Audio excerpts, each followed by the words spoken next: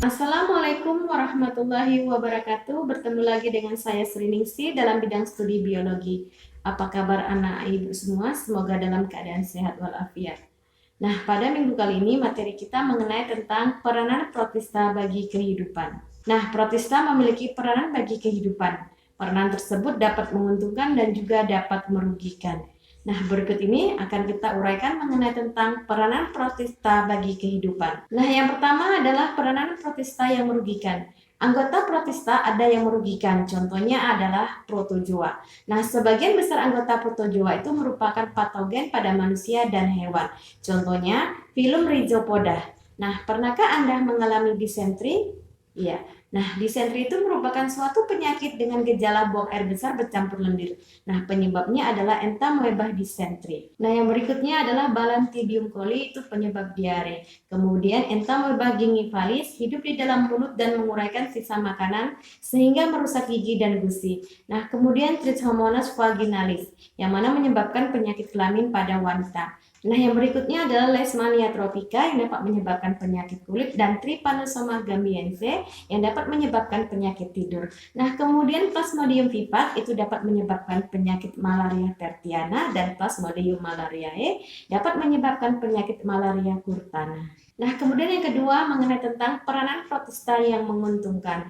Nah, selain dapat merugikan, protista ada yang menguntungkan. Contohnya pada kelas protozoa yang mana juga dapat menguntungkan, yaitu foraminifera, cangkang atau kerangkanya itu merupakan petunjuk dalam pencarian sumber daya minyak, gas alam, dan mineral. Nah, kemudian radiolaria, kerangkanya jika mengendap di dasar laut menjadi tanah radiolaria yang dapat digunakan sebagai bahan penggosok. Nah, selain protozoa, protista mirip tumbuhan juga memiliki peranan menguntungkan. Sebagai protista yang mirip tumbuhan, alga atau ganggang merupakan produsen bagi organisme lain di suatu ekosistem, khususnya di ekosistem perairan.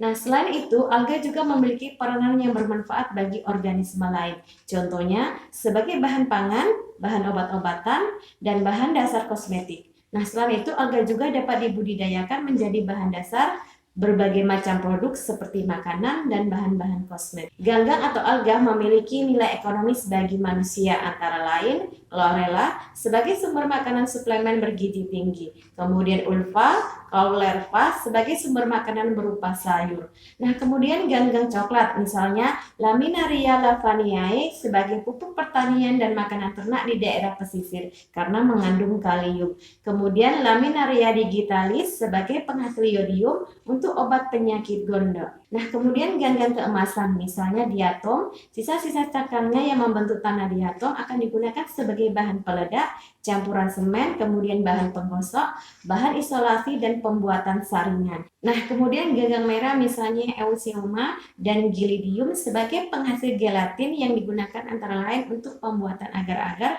dan untuk campuran pembuatan kue kering. Nah, itu tadi penjelasan mengenai tentang beberapa manfaat atau peranan protista bagi kehidupan. Semoga bermanfaat.